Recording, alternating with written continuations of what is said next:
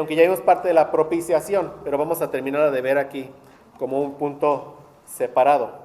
Vamos a ver tres versos, tres pasajes que afirman de manera clara esta verdad de la propiciación. Y ya entendemos, ¿verdad?, que la propiciación, que la ira de Dios, que era por nuestros pecados, está aplacada, satisfecha. Es la propiciación. ¿Sí, mis hermanos? Entonces dice Romanos 3, 24, dice, siendo justificados, ahí está otra palabra que vamos a ver hoy, si Dios permite. Siendo justificados gratuitamente por su gracia mediante la redención, otra palabra que vamos a ver si Dios permite también hoy, que es en Cristo Jesús, vean, a quien Dios puso como propiciación por medio de la fe en su sangre. O sea, esto refuerza un poco, creo que lo que les comentaba, ¿verdad? Era la fe, ¿no? La fe en que en el medio provisto por Dios, pero apuntaba a ¿quién? A nuestro Señor Jesucristo. Ahora, mis hermanos, una aclaración, nuestra fe no nos salva. Nuestra fe, ¿qué hace? O sea, ¿por qué es un don precioso la fe? Porque por medio de la fe Dios pone nuestros ojos en ¿quién? ¿Y quién es el que nos salva? Cristo. O sea, tu fe no te salva.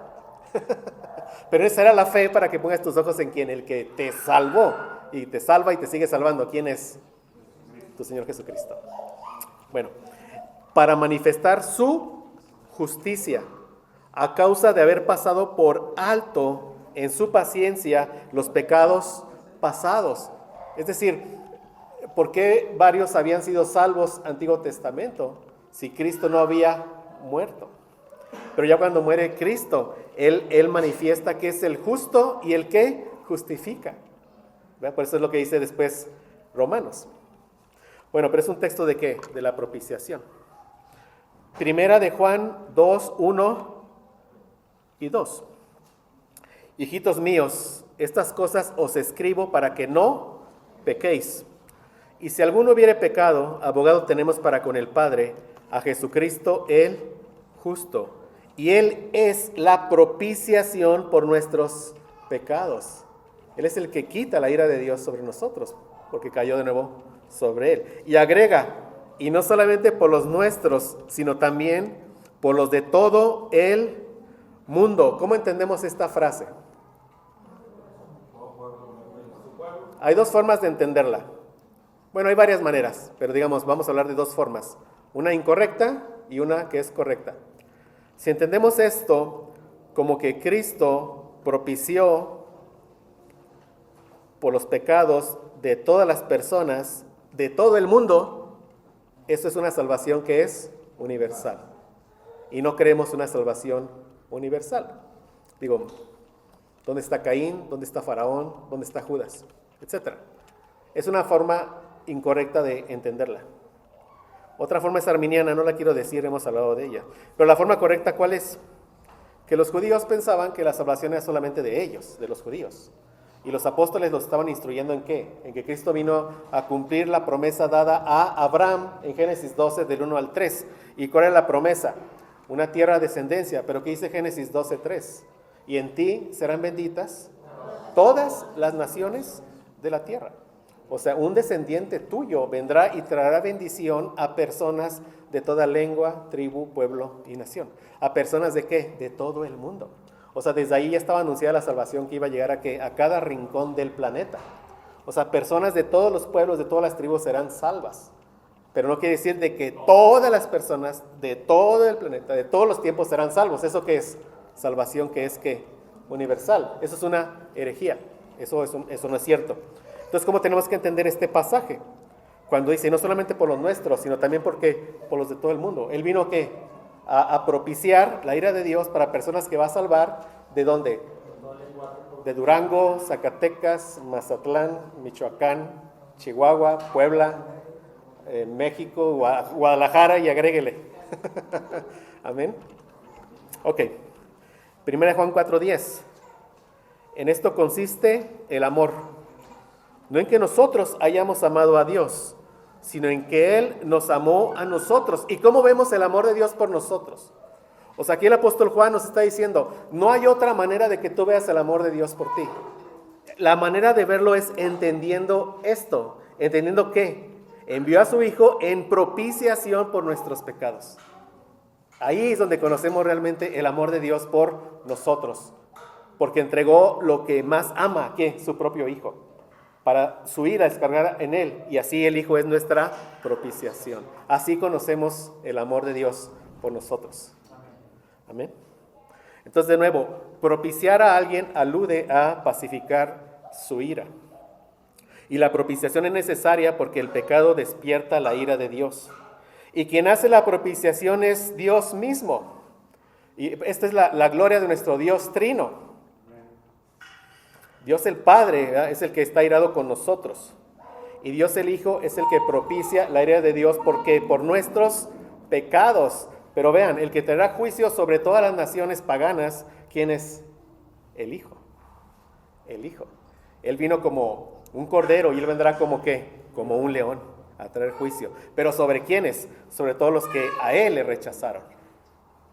¿Sí, mis hermanos? Entonces, quien hace la propiciación es Dios mismo. Dios encarnado. Amén. Él tomó la iniciativa por su pura gracia y misericordia. Y eso ya estaba dado, esto ya estaba claro en el Antiguo Testamento. Y aquí habla del medio, de la forma en que se daría la propiciación, que ese texto lo vimos el día de ayer, Levítico 17:11. Porque la vida de la carne en la sangre está, y yo os la he dado para hacer expiación sobre el altar por vuestras almas, y la misma sangre hará expiación de la persona. Yo les decía, nuestro Señor Jesucristo no pudo haber muerto de otra manera. Y mencioné un par de ejemplos, pero ayer que estaba repasando, o en la mañana, no recuerdo, dije, ¿por qué no mencioné este? ¿De qué manera, o cuál es la forma en que Dios había instituido para que un pecador muriera dentro del pueblo del Antiguo Pacto? ¿Cuál era la forma en que debía de morir? ¿Por qué? Por lapidamiento, por piedras. Esa era la forma establecida para el pueblo del Antiguo Pacto. ¿Y por qué Cristo no murió así? ¿Ven? Tenía que morir derramando ¿qué? Sangre. Digo, simplemente me acordé. Pero bueno, o sea, no cabe duda que el amor de Dios es la fuente y no la consecuencia de la expiación. Entender esto es importante. En otras palabras, Dios no nos ama porque Cristo murió por nosotros. Más bien, Cristo murió por nosotros porque Dios nos ama. Es muy diferente. O sea, por el gran amor de Dios por ti, si estás en la salvación, es que Él envió a su Hijo, ¿verdad?, para morir en tu lugar. ¿Pero qué lo movió? Su amor por ti. Eso es lo que lo movió. No es que una vez que su ira fue aplacada, entonces ya te pudo amar. No, más bien porque te amaba. Es que envió un sustituto a su propio Hijo. Digo, el amor, repito aquí, Dios no nos ama porque Cristo murió por nosotros. Más bien, Cristo murió por nosotros porque Dios nos ama. Como dice Isaías 53:4, ciertamente llevó en nuestras enfermedades y sufrió nuestros dolores, y nosotros le tuvimos por azotado, por herido de Dios y abatido. Amén. Pasemos a la redención. Estamos pasando de la propiciación a la redención. Como dice aquí sus notas. En el nivel más básico, redimir es comprar o recuperar por compra, ya sea como adquisición o como rescate. Por la redención conocemos la angustiosa situación en la que, como pecadores, nos encontrábamos, de la cual fuimos rescatados por la cruz. Entonces, rescate es una palabra apropiada. Rescate. Cuando veas aquí en las Escrituras, redimió, redención, piensa en que tú eras esclavo de tus propios pecados y Cristo te liberó de esa esclavitud, te liberó de eso. Como puse aquí, las palabras griegas litro, que se traduce como redimir, apolitrosis, que se traduce como redención, se derivan de otra palabra que quiere decir rescate o un precio de liberación. Era un término técnico en el mundo antiguo para la adquisición o liberación de un esclavo.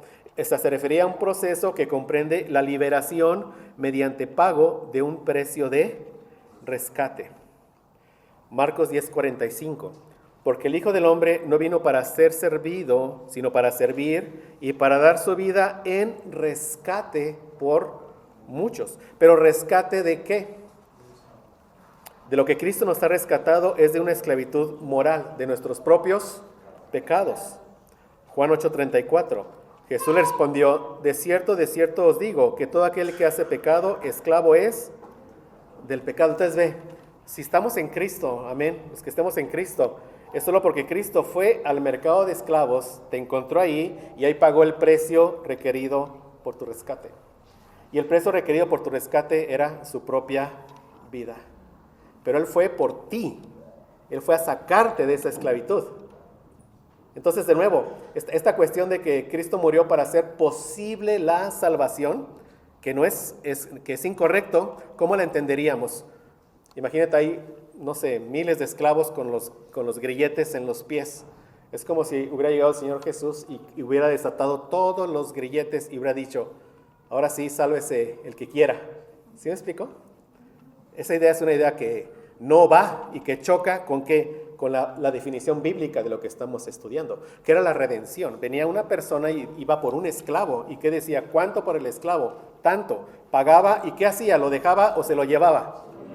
Se lo llevaba, ya era de él el esclavo, ya había pagado por él, es mío, se lo lleva.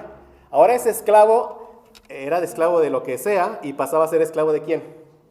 Del que lo compraba, del que lo redimió. ¿Sí lo ve? Entonces las otras ideas rompen muchos términos importantes para nosotros como la redención. Pues es importante entender todo esto. Todo es consistente, gracias a Dios, con la doctrina que predicamos. De nuevo, si estás en Cristo, es solo porque fue al mercado de esclavos, te vio ahí. Tú no podías hacer nada por liberarte, pero Él pagó por tu rescate, su propia vida. Amén. 1 Pedro 1, 18, 19. Sabiendo que fuisteis rescatados vuestra vana manera de vivir. ¿Por qué? Porque, dijo Jesús, el que hace pecado, esclavo es del pecado. Aquel que sigue viendo en sus pecados no hace otra cosa más que seguir pecando. Esa es la vana manera de vivir, la cual recibisteis de vuestros padres. Aquí habla de que desde Adán fuimos heredando ese pecado. En pecado nos concibió nuestra madre. Y agrega, no con cosas corruptibles como oro o plata, sino con la sangre preciosa. ¿Recuerdan cuando explicábamos esto? Preciosa quiere decir valiosa, no algo bonito. O sea, no es un término romántico. Es sangre valiosa. ¿Pero por qué sangre valiosa? Por la vida que derramó esa sangre. Vete a la vida. ¿La vida de quién? Del Hijo. Sin tacha, sin mancha, sin pecado. Obediente hasta la muerte. Lo que tiene valor es la vida que fue entregada. Amén. Pero dice, sino con la sangre preciosa de Cristo, como de un cordero sin tacha y sin contaminación. Fuimos comprados por sangre, es la palabra que vemos, pero entendemos de nuevo la sangre que fue derramada hasta que se entregó una vida. O sea, realmente el precio de tu rescate fue la vida de tu Señor Jesucristo. Ahora somos de su propiedad, por lo que comentábamos ahorita. Aníbal lo rescataba, ahora es que es mío. Y esto lo vemos aquí en Romanos 6, del 15 al 18. ¿Qué pues? Pecaremos porque no estamos bajo la ley, sino bajo la gracia en ninguna manera. Mire, gracias a Dios, solamente el que está bajo la gracia puede dejar de pecar. El que sigue bajo la ley, en sus esfuerzos, en su ignorancia, etcétera, sigue pecando y pecando y pecando. Solamente el que puede obedecer es el que está en la gracia. Por eso aquellos que venden una gracia barata, lo digo así, que dicen, pues si estoy en la gracia, peca, total, tu salvación no se pierde, salvo, siempre salvo. Esos son entendimientos muy incorrectos de la doctrina que enseñamos. Solamente si estás en la gracia puedes obedecer a Dios. Y se espera y que se vea, la forma que se ve si estás en la gracia es que eres obediente a Dios, como lo vamos a leer aquí. ¿Qué pues? Pecaremos porque no estamos bajo la ley, sino bajo la gracia en ninguna manera. ¿No sabéis que si os sometéis a alguien como esclavos para obedecerle, sois esclavos de aquel a quien obedecéis, ya sea del pecado para muerte? O sea, el ser humano o ese esclavo o del pecado o de la obediencia, como dice aquí. Vamos a ver qué es, ya sea del pecado para la muerte o sea de la obediencia para justicia. Pero el ser es esclavo de uno o es esclavo de qué? Del otro. Pero gracias a Dios que aunque eras esclavo del pecado, habéis obedecido de corazón a aquella forma de doctrina a la cual fuisteis entregados, y libertados del pecado, viniste a ser siervos. La palabra siervo sigue siendo esclavo. ¿Pero de qué ahora? De la justicia. ¿Y quién es la justicia? Cristo. Él nos compró. Somos de su propiedad. Somos esclavos de Cristo. Y el esclavo solo hace lo que su amo le dicta. Entonces, ¿qué tenemos que hacer? Obedecer a Cristo. Entonces, esto lo he dicho y si bien aquí lo repetimos. Nuestra verdadera libertad es obedecer a nuestro Señor Jesucristo. Por eso la verdadera libertad se vivirá solamente allá en la gloria eterna, porque allá obedeceremos perfectamente a nuestro Señor Jesucristo. Pero aquí ya tenemos nuestros pedazos de cielo. La gracia a Dios, ¿verdad? Cada vez que obedeces a Cristo, ahí estás siendo verdaderamente libre. Y hay algo más, como dice Tito 2:14, quien se dio a sí mismo por nosotros para redimirnos de toda iniquidad, de toda iniquidad, toda. Ya nos rescató de toda la iniquidad, es lo que dice aquí. Y purificar para sí un pueblo propio, celoso de buenas obras. O sea, Cristo ya nos liberó de todos los estragos de la caída, algo que hoy no hemos experimentado. O sea, ya hemos sido redimidos de la culpa y del juicio, pero seguimos esperando el día de la redención, donde vamos a ser hechos perfectos. Ahí está incluida la redención de nuestro cuerpo, ¿nuestra qué? Nuestra glorificación. Eso también fue obtenido por la ¿qué? Por la redención. Dice, fuimos redimidos ¿de qué? De toda iniquidad, de todo estrago de pecado que hay en nosotros. Ya de todo eso, por todo eso ya pagó Cristo. Por eso decimos, Cristo en la cruz pagó por todos nuestros pecados, pasados, presentes, futuros, por textos como estos. De nuevo. Y gracias a Dios, el Espíritu Santo que muere en nosotros es el sello, es la garantía, son las primicias de nuestra final redención. Pero solo allá, ¿verdad? O sea, por eso hemos sido salvados, estamos siendo salvados y seremos completamente salvos. Allá en la gloria. Allá seremos ya totalmente redimidos de todo pecado, dolor y corrupción. Entonces, cuando veamos estas palabras, redención, recuerda, Jesucristo te compró con su sangre y tú le perteneces. Eso te debe mover ¿a qué? A obedecerlo. O sea, ¿a qué? A la santidad. Cada cristiano. La redención nos mueve a la santidad. ¿Vamos bien, mis hermanos? Primera a los Corintios 6, 19, 20.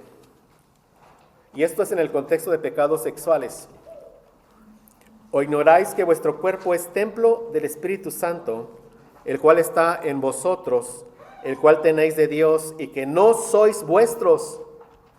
¿Por qué no sois vuestros? Porque fuimos comprados por precio de sangre. Porque habéis sido comprados por precio. Glorificad pues a Dios en vuestro cuerpo y en vuestro espíritu, los cuales son de Dios. Vive tu verdadera libertad, es lo que dice aquí el apóstol. Vívela como obedeciendo a tu Señor Jesucristo. Obedeciendo a aquel que pagó por tu rescate, que fue al mercado de esclavos y de ahí te redimió. Bueno, muy bien. Pasemos al otro, que es la justificación. Lo que hemos considerado hasta aquí nos ha llevado al recinto del templo. ¿Qué fue ahí? La expiación y la propiciación. Nos ha llevado al mercado de esclavos. ¿Qué es eso? La redención. Ahora vamos a ir a los tribunales judiciales, ¿ok? La justificación es lo opuesto a la condenación. ¿Recuerdan? Ambas constituyen veredictos producidos por un juez. Y la justificación bíblica es por el juez santo, justo de toda la tierra. ¿Verdad? Dios Padre. El cual resuelve si el acusado es culpable o no. Romanos 5:18 dice, así que, como por la transgresión de uno vino la condenación, ¿de quién? Por la transgresión de uno, ¿de quién? Adán. ¿Habla de qué? De que Adán nos representó Y cuando él pecó, el pecado de él fue imputado ¿a qué? A todos. Eso es parte del plan glorioso de salvación de Dios. El que diga que eso es injusto, tendría que decir que es injusto que Cristo haya muerto por él. ¿Sí lo ven? Pero eso, desde allá ya se anunciaba el plan de justificación, desde que el pecado de Adán fue imputado a todos nosotros. ¿Por qué? Porque la justicia de Cristo, su obediencia ahora, por la justificación, por la fe, es imputada a nosotros. Es lo que dice aquí. Entonces dice, así que, como por la transgresión de uno vino la condenación a todos los hombres, de la misma manera, por la justicia de uno, ¿de quién? Del postrer Adán, de nuestro Señor Jesucristo. Vino a todos los hombres la justificación de vida. Entonces estamos hablando de términos legales. Condenación, justificación. Estamos ante el tribunal, el juez santo, justo de toda la tierra, Dios. Llega alguien sin Cristo, él solo se va a presentar frente al juez. ¿Qué va a ver él en él? Su vida llena de ¿qué? De pecado. Por la evidencia va a dar con el mazo y ¿cómo lo va a declarar? Culpable. Es una declaración legal. ¿Qué pasa en nuestro caso? Justificados pues por la fe. ¿Qué pasa? Estamos en Cristo con nuestro abogado. Él nos ve en Cristo. Ve la evidencia de la vida de Cristo imputada ¿a qué? A nosotros. Su justicia imputada a nosotros. Una transacción que es legal. El juez da con el mazo y ¿qué dice de nosotros? Inocentes. Es legal. Porque es importante entender que es legal. No hay una transferencia moral. ¿Sí? No hemos hablado esto, creo, ¿verdad? Pero bueno, está bien hablarlo otra vez. Es legal. Es decir, en ese momento yo no soy una mejor persona. Fui declarado inocente en base a la evidencia. Y yo no he hecho absolutamente nada, ni una sola buena obra, ni la primera siquiera. Me declaró que inocente. ¿Pero por qué? Por la obra de Cristo que fue imputada ¿a qué? A mi cuenta. Una transacción que es ¿qué? Legal. Y es importante. Ahí no hemos hecho absolutamente ni una sola buena obra. Y toda la gloria para quién va a ser ahí. Para Jesucristo. Después viene la santificación progresiva. Y eso ya es otro tema. Que no lo veremos porque vimos toda una semana de eso. Entonces vean. La propiciación viene primero. Ya entendemos. Sin satisfacción no puede haber salvación. Entonces ya ahora estamos en condiciones de entender el significado de la salvación. Dice aquí, comenzamos en forma negativa con la redención. O sea, con nuestro rescate del espantoso cautiverio del pecado y la culpa al elevado precio de la sangre de Cristo. O sea, el rescate. Y dice aquí, la justificación es su contraparte positiva. El perdón anula nuestras deudas y evita la posibilidad de castigo. La justificación nos da el derecho a una posición delante de Dios como personas justas. ¿Pero por la obra de quién?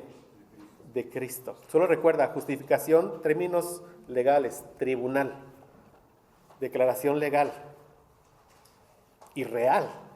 Verdaderamente fuimos perdonados ahí, en Cristo. En Cristo. Sabemos que los reformadores del siglo XVI, a quienes Dios los iluminó, para que ellos redescubriesen el evangelio bíblico de la justificación por la fe, estaban convencidos de la gran importancia de esto. Por eso dice Romanos 1:17, porque en el evangelio la justicia de Dios se revela por fe y para fe, como está escrito, mas el justo por la fe vivirá. Y después dice Romanos 5:1, justificados pues por la fe, tenemos paz para con Dios por medio de nuestro Señor Jesucristo. ¿Por qué tenemos paz? Porque ya fuimos perdonados por el juez de toda la tierra. Amén. Entonces, la justificación. Dios nos declara justos por medio de la muerte de su Hijo. Esa es instantánea y completa. ¿Sí? O sea, el juez dio con el mazo y ya fuiste ahí justificado. ¿En qué momento? En el que pusiste tu fe en el Señor Jesucristo. Justificados pues por la fe. Es instantánea, es la justificación legal. perdonado totalmente. Y no habías hecho ni una buena obra. Ahí. O sea, dice, no admite grados. Mientras que la santificación, si bien también comienza en el mismo momento en que somos justificados, es gradual. Por eso hablamos de una santificación, ¿cómo le llamaba? ¿Y la primera cómo le llamaba Jeremías? ¿Le llamaba inicial o cómo le llamaba? ¿Sí? Sí, inicial. El otro término posicional es el que no, ¿verdad? Y luego ¿qué? Progresiva y después ¿qué? Definitiva, o final. ¿Verdad? Muy bien. Pero la justificación es completa, es instantánea. Y a partir de ahí, la evidencia de que fuimos justificados es nuestra santificación progresiva. ¿Sí, mis hermanos? Tratando de enlazar un poquito los términos que vimos.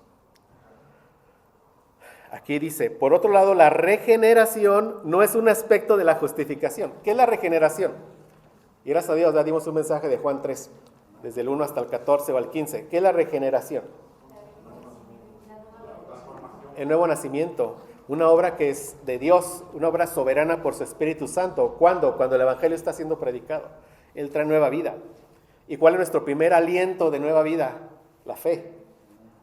Entonces ahí somos justificados. Y ya empezamos a caminar, ¿qué? En santificación progresiva. ¿Están viendo?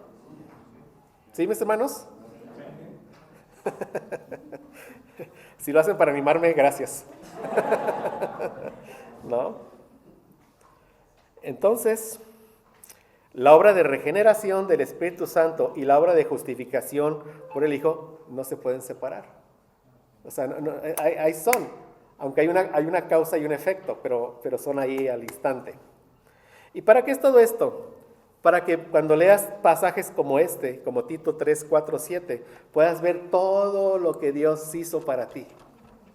Y vas a ver lo rico que tenemos aquí del Evangelio en las Escrituras. Dice, pero cuando se manifestó la bondad de Dios nuestro Salvador y su amor para con los hombres, nos salvó, no por obras de justicia que nosotros hubiéramos hecho, sino por su misericordia, por el lavamiento de la regeneración. Aquí ya entendemos, por la palabra, por medio de ¿qué? De su Espíritu Santo. Pero está hablando de ¿qué? De la regeneración, por la renovación en el Espíritu Santo, el cual derramó en nosotros abundantemente por Jesucristo nuestro Salvador, para que, ¿ven? Regenerados, para que, justificados por medio de la fe, por su gracia, viniésemos a ser herederos conforme a la esperanza de la vida eterna. Amén. A veces siento que ya estoy aquí solo, pero no importa. Vean, por ello las buenas obras de amor siguen al nuevo nacimiento y a la justificación como la necesaria demostración de la genuinidad de lo verdadero que fue que tanto mi justificación como mi regeneración. Porque la salvación, que nunca es por obras, siempre es para obras. ¿Estamos entendiendo? Y vemos la secuencia en muchas partes de las Escrituras. Aquí primero menciona Tito 3, 5, por el lavamiento de la regeneración y por la renovación en el Espíritu Santo, nuevo nacimiento. 7, para que justificados. ¿Por qué? Porque mi primer aliento de vida, ¿qué fue? La fe. Y fui justificado por la fe. ¿Qué es la justificación? La declaración legal de inocente. ¿Por qué? Por Cristo. Entonces, pero vean la secuencia. Por eso dice aquí que las obras, nuestras obras, que ya nuestra santificación progresiva, nuestras obras de amor, necesariamente siguen ¿a qué? A la justificación. Son la evidencia para nosotros de que verdaderamente fui perdonado. Velo así. Cada vez que seas movido a hacer una buena obra y que sepas que tengas claro, ¿verdad? Que es porque estás siendo movido por Dios, dices, gracias Señor, porque esto es evidencia de que verdaderamente que fui justificado. Y eso es evidencia de que verdaderamente que nací de nuevo. Y vete más para allá. Eso es evidencia de que me amaste desde la eternidad. Entonces, la salvación nunca es por obras, pero siempre es para obras. Efesios 2, 8, 10. Porque por gracia sois salvos por medio de la fe. Esto no de vosotros, y lo he hecho varias veces. ¿Qué es lo que no es tuyo? Ni la gracia, ni la salvación, ni la fe. Dios te dio la fe. pues es don de Dios, regalo de Dios, no por obras para que nadie se gloríe. La salvación es de Jehová. Toda la gloria para Dios. Porque somos hechura suya, creados en Cristo Jesús. Gracias a Dios. Para buenas obras, las cuales Dios preparó de antemano para que anduviésemos en ellas. No nos podemos jactar de nada, pero le damos gracias a Dios por todo. Amén. Pues seguimos, hermanos, gracias a Dios. Vamos a ver el último aspecto de los que veremos hoy de la salvación. Recordemos, es como un diamante con muchas aristas. Y ya estamos viendo un poco más de todo la belleza, ¿verdad?, de la salvación en este diamante. Vamos a ver la reconciliación, que fue otro aspecto que logró para nosotros la cruz de Cristo. Ya dejamos atrás el recinto del templo. ¿Qué pasó en el templo, mis hermanos? Expiación y propiciación. Ya dejamos el mercado de esclavos. ¿Qué pasó ahí? Redención. Ya pasamos por los tribunales. ¿Qué pasó ahí? Justificación. ¿Y saben dónde nos encontramos ahora con la reconciliación? En casa. Llegamos a casa. Ya estamos con nuestra familia, con nuestros amigos en Cristo. Reconciliar significa restaurar una relación, renovar una amistad, es lo que significa reconciliar. Y si estamos hablando de una reconciliación, se presupone que había una relación original que fue perdida y que Jesucristo vino a recuperarla para nosotros. En el jardín del Edén, tanto Adán como Eva tenían perfecta comunión con Dios antes del pecado. Y ese siempre ha sido el propósito de Dios, ¿verdad? Él estar en medio de su pueblo, ser Emmanuel, Dios con nosotros. Pero por el pecado se rompe. Y aquí viene Jesucristo, a todo lo que ya hemos visto. Y nos hemos asomado un poquito a la gran obra de redención, como se podrán imaginar, de nuestro Señor Jesucristo. Pero que vino a restaurar esa relación original que tuvo Dios con el hombre que había creado. Sí, y esto es la reconciliación. También algo que Cristo logra para nosotros. La reconciliación es la paz con Dios. O sea, la reconciliación alude al acontecimiento, ¿verdad?, por medio del cual Dios y los seres humanos son reconciliados, reunidos nuevamente. Como dice Romanos 5, 9 al 11, que lo tiene ahí en sus hojas. Pues mucho más, estando ya justificados en su sangre. Y ya va entendiendo los términos. Por él seremos salvos de la ira. Porque si siendo enemigos, vean, fuimos reconciliados con Dios por la muerte de su Hijo, mucho más estando ya reconciliados, seremos salvos por su vida. ¿Entendemos esto, verdad? Si yo cuando era un enemigo es cuando Cristo dio su vida por mí, siendo un enemigo. Ahora que ya estoy reconciliado, con Él me dará todas las cosas, ¿no? Mi herencia y demás. Y dice, y no solo esto, sino que también nos gloriamos en Dios por el Señor nuestro Jesucristo, por quien hemos recibido ahora la reconciliación. Toda la obra de Jesús para nosotros. En Romanos 5, como leímos ahorita, vemos que ser justificado y ser reconciliado son conceptos paralelos, pero no son idénticos. ¿Ven? O sea, ¿qué estamos viendo? Todas las aristas del diamante. La justificación se refiere a nuestra situación legal ante nuestro juez en los tribunales. La reconciliación se refiere a nuestra relación personal con nuestro Padre ya en casa. Es decir, la reconciliación es una consecuencia y es un fruto de la justificación. Solo cuando hemos sido justificados por la fe tenemos paz para con Dios. Romanos 5:1. Tener paz con Dios es equivalente a haber sido ¿qué? Reconciliados. Y como dice aquí, hay dos términos más en el Nuevo Testamento que confirman este énfasis de que la reconciliación significa paz para con Dios. Estos dos términos que también se usan y los vemos es el término de que de la adopción, por un lado, somos hijos de Dios, y el acceso, tenemos acceso a ¿qué? Al trono celestial por la obra de nuestro Señor Jesucristo. Ahí vemos que, de qué otra manera podíamos entender que verdaderamente fuimos reconciliados. Si yo soy hijo de Dios, soy su hijo, como dice la palabra, y si soy hijo, soy coheredero juntamente con Cristo, ¿de qué? De todas las cosas. Y tengo acceso a Él, ¿no? Acceso directo a Él. ¿Por medio de qué de nuevo? De Jesucristo. El acceso principalmente por medio de la oración. Por eso Jesús se dirigía a Dios íntimamente y le decía, Abba, Padre. Abba, Padre, es una relación de intimidad. Y fue Él el que nos animó, ¿verdad? Cuando nos enseñó a orar. ¿Qué nos dice? Padre nuestro. A llamarle así, Padre nuestro. O sea, es una relación de intimidad. Estoy en casa con mi Padre. Ahora, por un lado, Juan atribuye el hecho de que seamos hijos de Dios al hecho de haber nacido de nuevo. Es decir, conforme las Escrituras somos hijos de Dios porque nacimos de nuevo y somos hijos de Dios porque fuimos adoptados. Dos figuras que se usan para el ser hechos hijos de Dios. Y el ser hechos hijos de Dios indica que fui reconciliado. ¿Sí me sigue, verdad? Sí me sigue. Por ejemplo, este hecho de ser hijo de Dios porque nací de Dios, como dice Juan 1, 12 y 13.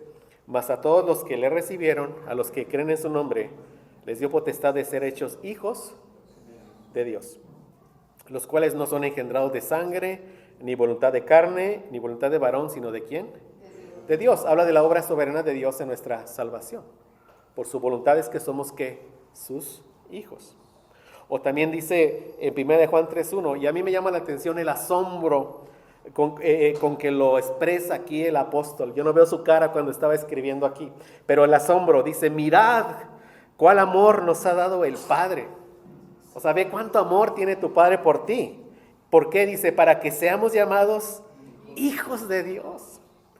Por esto el mundo no nos conoce, porque no le conoció a Él.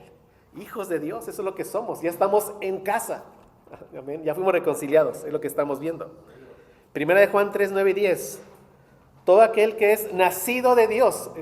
Estamos viendo que es el primer término, por nacimiento. Nacido de Dios. ¿Pero qué dice? No practica el pecado. O sea, ¿cuál es la evidencia en tu vida de que verdaderamente eres un hijo de Dios? En que hay santificación en tu vida. Esa es la evidencia en tu vida. Tiene que haber un testimonio en tu vida. Un antes y un después, un viejo hombre, un nuevo hombre. Tiene que existir en tu vida. Y ese nuevo hombre sigue creciendo y el viejo hombre sigue menguando. Y ese viejo hombre nos seguirá hasta la muerte. Pero allá en la eternidad ya no habrá ni un vestigio de pecado. Pero no, ¿cómo se ve que tú verdaderamente eres un hijo de Dios, que naciste de Dios? Aquí no lo dice.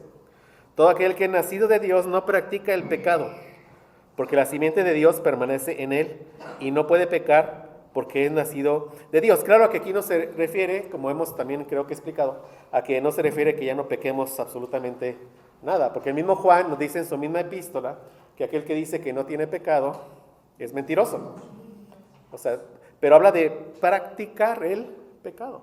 O sea que lo que hacías en tu vida vieja, piensa en algún pecado en el cual simplemente no te incomodaba y lo practicabas. O sea, es decir, no te incomodaba, no lastimaba tu conciencia y tú lo practicabas. Pero aquí esto ya no puede pasar en la vida de un hijo de Dios.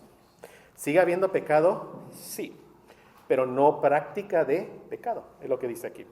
Dice, en esto se manifiestan los hijos de Dios y los hijos del diablo. Todo aquel que no hace justicia y que no ama a su hermano no es de Dios. Y cuando menciona que no ama a su hermano es otro aspecto de la reconciliación que veremos un poco más adelante. Una reconciliación que es vertical y una reconciliación que es ¿qué? Horizontal. Fuimos reconciliados unos con otros. Solo entre hijos de Dios hay un verdadero amor fraternal. Reconciliación con Dios y reconciliación con ¿qué? Con los hijos de Dios. Amén. Es lo que dice aquí, pero lo vamos a ver creo que sí, más adelante en otro pasaje. Ahora, Pablo, por otra parte, atribuye nuestra posición como hijos de Dios más a nuestra adopción que al nuevo nacimiento. Y destaca los privilegios que tenemos al ser hijos en lugar de esclavos y por lo tanto herederos de Dios. Romanos 8, 14 al 17. Dice, porque todos los que son guiados por el Espíritu de Dios, estos son hijos de Dios. Pues no habéis recibido el espíritu de esclavitud para estar otra vez en temor, sino que habéis recibido el espíritu de adopción. ¿Ven? O sea, él usa otro término. Fuimos que por adopción. Habría que explicar aquí muchos términos de la adopción legal romana, pero ya no hay tiempo más. En otra serie lo vemos. Pero dice, por el cual clamamos, Abba, Padre. Solo les digo que la adopción romana no tiene nada que ver con la adopción que conocemos en estos días. Nada que ver. Pero no hay tiempo. Y dice el versículo 16, el Espíritu mismo da testimonio a nuestro espíritu de que somos, ¿qué? Hijos de Dios. Y si hijos también, herederos. Ahí está el énfasis. O sea, en la adopción romana el que era adoptado era el heredero de todo. Ese es el énfasis. O sea, el romano, el de casa, el papá, adoptaba a otro para que él fuera el heredero de todo. Por eso es el énfasis. Por adopción, ¿para qué? Para que sepamos de qué. Somos herederos de qué, de todo lo que ganó Cristo. ¿Y qué ganó Cristo? Todo. Y todo es nuestro. Coherederos con Cristo. Si es que, vean, si es que padecemos juntamente con Él. Es decir, no os sorprendáis cuando sean sorprendidos, ¿verdad? Con el fuego de prueba. Es lo que se espera en nosotros, como hemos aprendido en Primera de Pedro. Ese sí es que el verdadero Hijo de Dios va a padecer juntamente con ¿quién? Con Cristo. ¿Por qué? Por seguir el camino de santidad. Para que juntamente con Él seamos ¿qué? Glorificados. O sea, seguimos el ejemplo, las pisadas de nuestro Señor Jesucristo. Él nació una vida santa, fue perseguido, muere en una cruz, resucita y es que glorificado. Nosotros nacimos de nuevo, ¿no? ¿Para qué? Para buenas obras, una vida santa. Por esa vida santa que va a pasar con el mundo, nos va a injuriar, pero eso indica que vamos en el camino correcto. ¿Hacia dónde? Hacia la gloria. Amén. Es lo que en resumen dice aquí. Bueno, entonces dice aquí, la entrada o acceso a Dios es otra bendición de la reconciliación. O sea, ¿qué es la reconciliación? Ya estoy en casa, ¿verdad? Llegué a casa. ¿Y cómo la vemos? ¿De qué forma? Soy hijo de Dios. Hijo de Dios, ¿por qué? Por nacimiento y también porque por adopción. Ambas cosas indican bendiciones que tenemos. Hijo de Dios y como adopción heredero de todo lo que ganó Cristo para mí. Pero otra forma de ver la reconciliación es por la entrada o el acceso, como dice aquí, otra bendición de la reconciliación. Eso lo que vemos ya es una comunión personal con Dios que disfrutamos los hijos de Dios. Como dice aquí, especialmente en la oración. Que Dios nos ayude con esto, ¿verdad? A verdaderamente ir y con esa confianza, Padre, te traigo todas estas cargas, estas dudas, ayúdame con esto, guíame en esto, no sé, cada quien. Pero es nuestro Padre y nos escucha.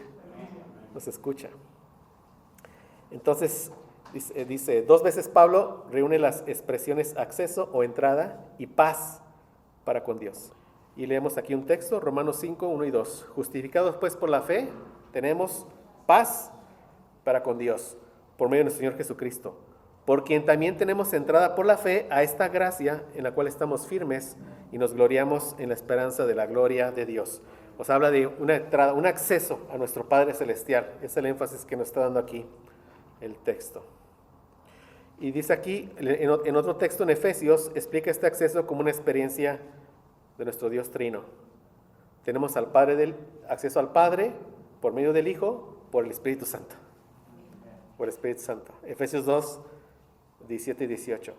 Y vino y anunció las buenas nuevas de paz a vosotros que estabais lejos.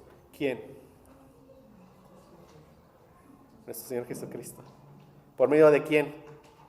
De aquel que haya usado para llevarte a ti el Evangelio. Cuando alguien te compartió el Evangelio, era la voz de Cristo la que te estaba aquí hablando. En el Espíritu. Es el énfasis que dice aquí. Vino, anunció las buenas nuevas de paz. Vosotros que estabas lejos, habla de nosotros, los gentiles. ¿Quién vino? Cristo. ¿En qué? En el Espíritu. ¿Por medio de quién? Por medio de la persona que Dios usó para compartirte ¿qué? El Evangelio. Y a los que estaban cerca. Ahí se refiere ¿qué? A los judíos. Tanto judíos como gentiles. En el contexto de Efesios. Porque por medio de él, los unos y los otros, tenemos entrada por un mismo Espíritu al Padre. O sea, ya no hay diferencia, ni judío ni griego. Todos hijos de Dios y todos tenemos el mismo acceso que al Padre. Ninguno está más cerca de Dios. Todos tenemos ese mismo acceso. Así, dice, la reconciliación, esta paz con Dios, o sea adopción por nacimiento, formamos parte de la familia y tenemos acceso. Y todo esto nos da testimonio a nosotros de esta nueva relación que tenemos con Dios por la obra de ¿quién? De nuestro Señor Jesucristo.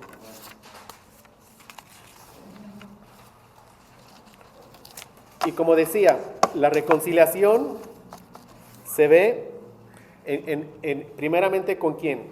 Con Dios, y también se ve ¿en qué? Con mis otros hermanos, con mis otros hermanos. Y el gran pasaje que nos habla de esto es Efesios 2. Voy a leer solamente una parte del pasaje, pero estamos hablando de que esa reconciliación con Dios se tiene que ver necesariamente en mi amor por mis hermanos. Es lo que estamos viendo aquí. Y gracias a Dios, de esto hemos hablado mucho en Pedro, como dice aquí. Pero la reconciliación tiene un plano horizontal a la vez que vertical. Dios nos ha reconciliado a unos con otros en su nueva comunidad a la vez que consigo mismo. Y este es el gran pasaje que habla de eso, Efesios 2, desde el 11 hasta el 22. Voy a leer aquí algunos textos.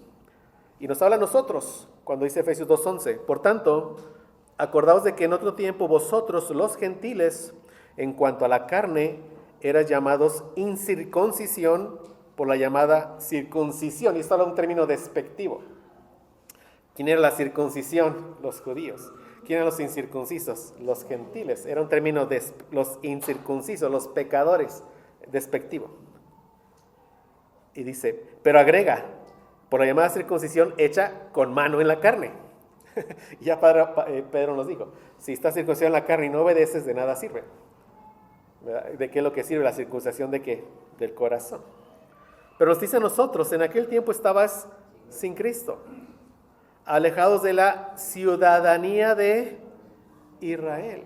Algunos ven este pasaje como que alejados de los judíos, pero no dice alejados de los judíos. ¿Alejados de qué? De la ciudadanía de Israel. ¿Por qué? Porque ahora nuestra ciudadanía celestial, somos los verdaderos judíos. Es lo que dice, es lo que se refiere aquí.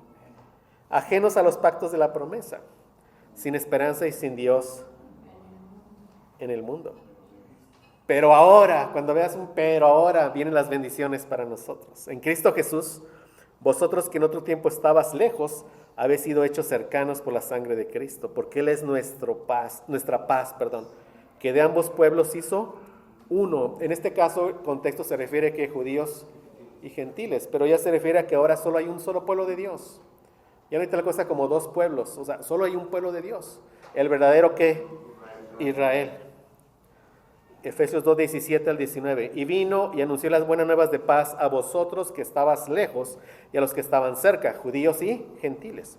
Porque por medio de él, de Cristo, los unos y los otros tenemos entrada, la misma entrada, por un mismo espíritu al Padre. Así que ya no somos extranjeros ni advenedizos, sino conciudadanos de los santos y miembros de ¿qué? De la familia. Ya llegamos a casa. ¿Ven? Estamos ahora en casa por la obra de Cristo. Gracias a Dios. Bueno, entonces fuimos reconciliados y ahora nosotros somos los embajadores de la reconciliación. ¿Qué es esto? Nosotros somos ahora los que llevamos las buenas nuevas a otros. Eso es lo que nos toca. O sea, es para que el reino siga ¿qué? Avanzando. Segunda de los Corintios 5, 18 y 19. Y todo esto proviene de Dios, quien nos reconcilió consigo mismo por Cristo y nos dio el ministerio de la reconciliación. Que Dios estaba en Cristo reconciliando consigo al mundo, no tomándoles en cuenta a los hombres sus pecados, y nos encargó a nosotros la palabra de la reconciliación, que no es otra cosa que llevar su evangelio. Y aquí cuando dice todo proviene de Dios, Dios es el autor de la reconciliación. Amén. Él fue el que proveyó ¿quién? Al sustituto.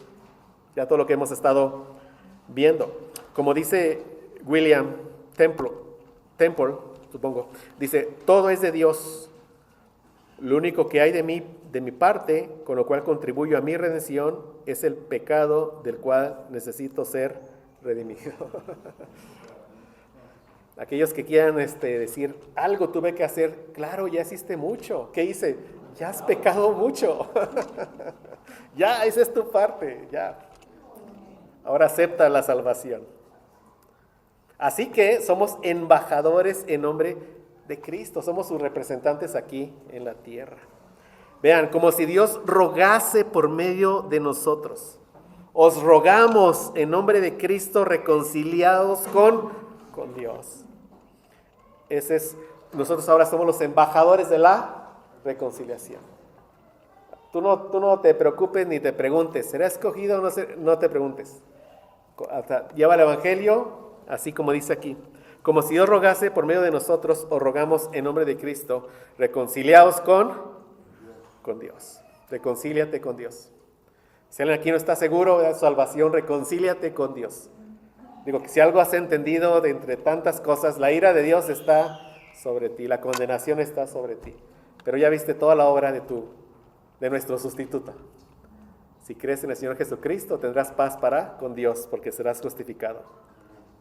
Al que no conoció pecado, por nosotros lo hizo pecado, para que nosotros fuésemos hechos justicia de Dios en él. Pues muy bien, cerremos la clase de hoy. No la serie, porque el domingo la cerramos, si Dios permite. Pero esta clase con un resumen de lo que hemos visto. De estos 5 aspectos que vimos. ¿Cuáles vimos? Expiación, propiciación, redención, justificación, reconciliación. ¿Ok? Dice, cada uno de ellos destaca un aspecto distintivo de nuestra necesidad humana. Eso pone de manifiesto, nuestra necesidad. Vean, la expiación que expone de nosotros. ¿Qué saca a relucir la expiación? Nuestra culpa. Por mis pecados, obviamente. La propiciación que pone la ira de Dios que estaba sobre nosotros. La redención que muestra mi esclavitud ¿a qué? Al pecado. La justificación que muestra mi condenación. Y la reconciliación que muestra mi enemistad con Dios. ¿Ves? Y viene Jesús a ¿qué? A arreglar todas las cosas en nuestra vida. Todas las cosas. Es lo primero que vimos hoy. Segundo, estos aspectos enfatizan el hecho de que la iniciativa de salvación la tomó Dios por su amor eterno.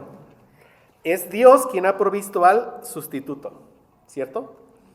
Es Dios quien ha propiciado su propia ira, como por medio de nuevo, ¿de qué? Del sustituto. Él es el que nos redimió de nuestra esclavitud, como Dios hombre, entregando ¿qué? Su vida para rescatarnos a nosotros. Él es el que nos ha dado la fe y nos ha declarado justos. Toda la obra es de Dios. La salvación es de Jehová. Él es el que nos ha reconciliado consigo mismo, como acabamos de leer. Y muchos textos, aquí hay muchísimos textos, hermanos, que no dejan lugar en cuanto a todo esto. Dice, Dios nos amó a nosotros y envió a su Hijo en propiciación por nuestros pecados. Dios nos ha visitado y redimido a su pueblo. Dios es el que justifica. Dios nos reconcilió consigo mismo por Cristo, etcétera, etcétera, etcétera, etcétera. Toda la obra es del Señor. ¿Por qué? Porque te amó desde la eternidad. ¿Por qué te amó? Porque así le plació. Y gracias a Dios, ¿eh? Tercero, que estamos aprendiendo. Estos aspectos enseñan claramente que la obra salvífica de Dios se logró mediante el derramamiento de sangre, mediante el sacrificio sustitutivo de Cristo. Y también tenemos muchos textos para esto. Dios lo puso a Cristo como propiciación, ya entendemos, por medio de la fe en su sangre. En Él, en Cristo, tenemos redención por su sangre. Siempre habla de su sangre, es un sacrificio vicario, sustitutivo, como vimos. En Él estamos ya justificados en su sangre. Vosotros que en otro tiempo estabais lejos, habéis sido hechos cercanos, reconciliados, ¿por qué? Por la sangre de Cristo. Por la muerte sustitutiva de Cristo. Es lo que tenemos que traer a nuestra mente cuando leamos todos estos pasajes. Vean, de manera que la sustitución, por eso por ahí puse un renglón, sin la sustitución no hay cristología.